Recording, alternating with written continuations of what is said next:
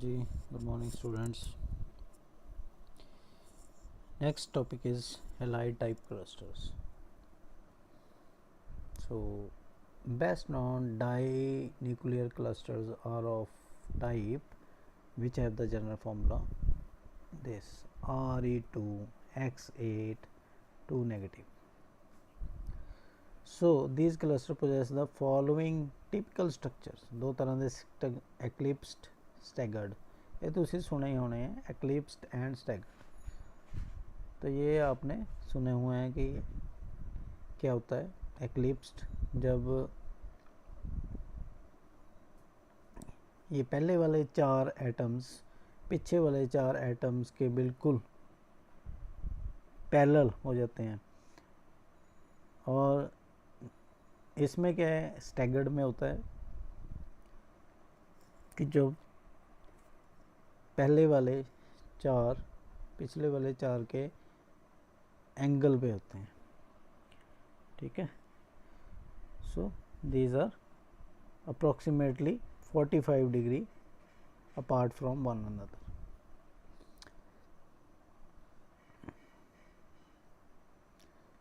So they have, इसमें और क्या प्रॉपर्टी है, they have RE short distance 2.20 compared with the RE distance in bulk metal which is 2.75। अगर normal RE bond होगा, RE और RE bond के बीच में जो डिस्टेंस है वो 2.75 होगा normal, but here it is in these compounds it is 2.20 angstrom. So it means the bond is strong than the normal RE bond, it is more stronger. They possess eclipsed conformation which is to be very surprising.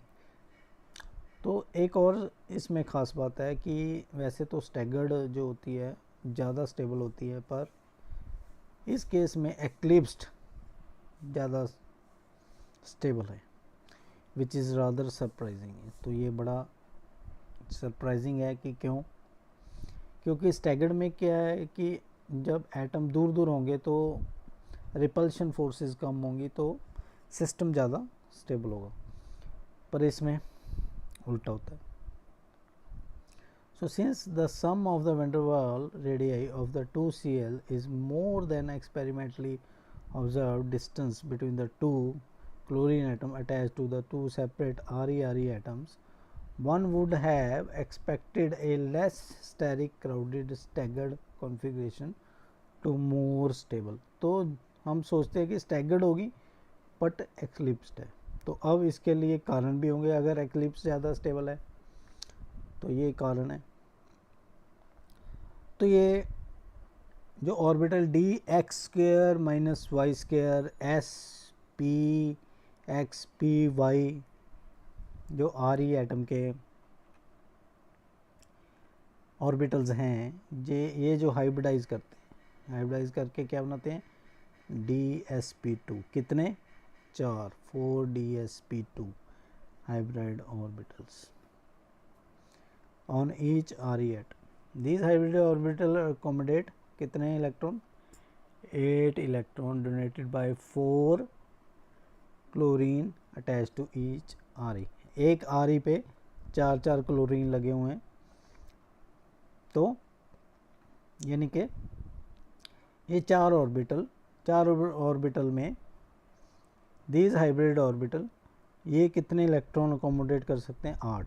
चार, और obviously एक orbital में आप 2 accommodate कर सकते हैं, तो 4 में 8 अकोमोडेट कर सकते हैं। अब दूसरा, अब जो बचे हुए ऑर्बिटल्स हैं उसको देखते हैं DZ² एंड PZ। अब ये RE के पास हैं, अब ये हाइब्रिडाइज करेंगे 2 DP hybrid orbital on each RE atom. 2 DP, ठीक है, पहले वाला क्या था 4 DsP2, अब यहाँ पे 2 DP हाइब्रिड ऑर्बिटल बनेंगे। ए DP hybrid orbital 1 on each RE atom overlaps with a similar orbital on Re atom to yield sigma bonding, sigma star anti bonding. Left with non bonding dp hybrid orbital. ठीक है, मतलब ये DP hybrid orbital है जो एक are पे वो overlap करेगा दूसरे आर ई, दो आर ई है ना, ये देखो ये वाला और ये वाला, ये ओवरलैप करेंगे तो एक बनाएगा सिग्मा बॉन्ड और एक बनाएगा सिग्मा एंटी बॉन्डिंग ऑर्बिटल।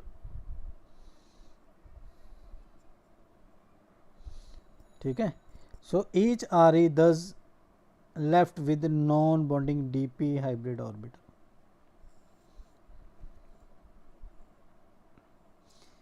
तो ईच आर पे हर एक पे नॉन बॉन्डिंग ऑर्बिटल रह जाएगा। तो ठीक है, यहाँ पे अब हम देखते हैं, अब एक आर दूसरे आर के साथ सिग्मा बॉन्ड और sigma star anti bonding molecular orbital बता रही है। सो एक आर तो दोनों आर के पास एक एक non bonding DP hybrid orbital बच जाएगा। So again this is DP hybrid sigma bonding molecular orbital, यहाँ पे 2 DP hybrid non bonding molecular orbital. So ये नॉन बॉन्डिंग है, एक बॉन्डिंग है, एक नॉन बॉन्डिंग है। ठीक है, चलो अब और कौन सा बच गया, D X Z orbital of 2 R atom of eclipse form are in same D X Z plane. अब दो आर के पास जो एक्लिप्स फॉर्म में है सेम एक्स जेड प्लेन में है और ओवरलैप करेंगे, क्या बनाएंगे, pi X Z bonding and pi xz anti bonding. Similarly, dxy orbital of 2 re eclipse form same in yz plane overlap with other to give pi xy pi yz bonding and pi yz anti bonding molecular orbital. And the lobes of dxy, देखो पहला हो गया D X Z, दूसरा होगा D Y Z, तीसरा होगा X Y. अब X Y में तीसरे में 2 आर एटम एक्लिप्स फॉर्म में प्रॉपर सिमेट्री होनी चाहिए एक दूसरे को, positive overlap to give delta bonding. तो this is what is the reason of strong bond. Delta bonding में होती है, delta star anti bonding molecular orbital. So pi and delta bonding molecular orbital. So this is the reason why this bond is strong. So you can see the diagram. xz plane, xz plane में देखो x और z plane है, ये दो आ रही हैं। अब एक तो ये सिग्मा बॉन्ड बनाया, दूसरा ये pi bond side wise overlap बनाया। अब वाई जेड प्लेन में भी एक सिग्मा बॉन्ड तो बन ही रहा है, ये पाई बॉन्ड बन गया, इसको बोलेंगे पाई एक्स जेड, इसको बोलेंगे पाई वाई जेड। ठीक है, तो पाई एक्स जेड बना लिया, पाई वाई जेड बना लिया, और तीसरा डेल्टा बॉन्ड है। कौन सा डेल्टा बॉन्ड, डेल्टा बॉन्ड में क्या होता है, एकदम सिमेट्री एक दूसरे के ऊपर, जैसे एक्लिप्स में होता है। ठीक है, चारों लोब, यहाँ पाई में क्या होता है, दो लोब ओवरलैपिंग कर रहे हैं, ये वाले 2 लोब ओवरलैपिंग कर रहे हैं यहाँ पे।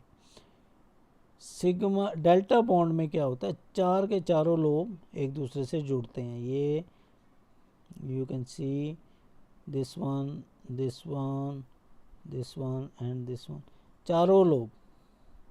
सो ये सिग्मा डेल्टा बॉन्ड होता है कौन से में, सो ये डेल्टा बॉन्ड है एक्स वाई प्लेन में। एक्स वाई प्लेन में डेल्टा बॉन्ड है। अब ये होगी स्टैगर्ड कॉन्फ़िगरेशन। स्टैगर्ड कॉन्फ़िगरेशन में क्योंकि एक दूसरे के एंगल के में आमने सामने नहीं आ रहे, तो ये बॉन्ड पॉसिबल नहीं है। स्टैगर्ड कॉन्फ़िगरेशन में ये बॉन्ड पॉसिबल नहीं है। एक्लिप्स्ड में delta X Y bond is possible. So इसलिए eclipsed form is more stable as compared to the this another one. So you can see here, तो ये इसका MO orbital energy level diagram है Re2Cl8।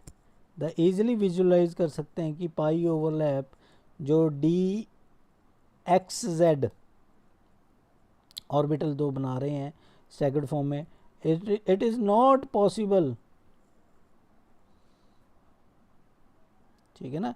जो eclipse form में है staggered form में possible नहीं है, since neither of the two DZ orbital in the same plane, क्योंकि वो सेम प्लेन में ही है।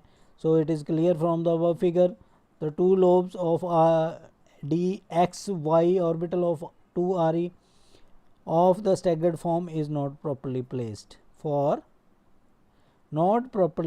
for delta overlap. So this is quantitatively drawn molecular orbital energy level Re bonding। तो ये है, देखिए आप, ये MO लेवल डायग्राम है। सिग्मा सबसे स्टेबल, फिर पाई बॉन्ड है, फिर डेल्टा बॉन्ड है, फिर डेल्टा स्टार सबसे कम अनस्टेबल, फिर ज़्यादा अनस्टेबल, फिर सिग्मा स्टार सबसे अनस्टेबल। सो ये इसका MO डायग्राम है। सो आज के लिए इतना ही।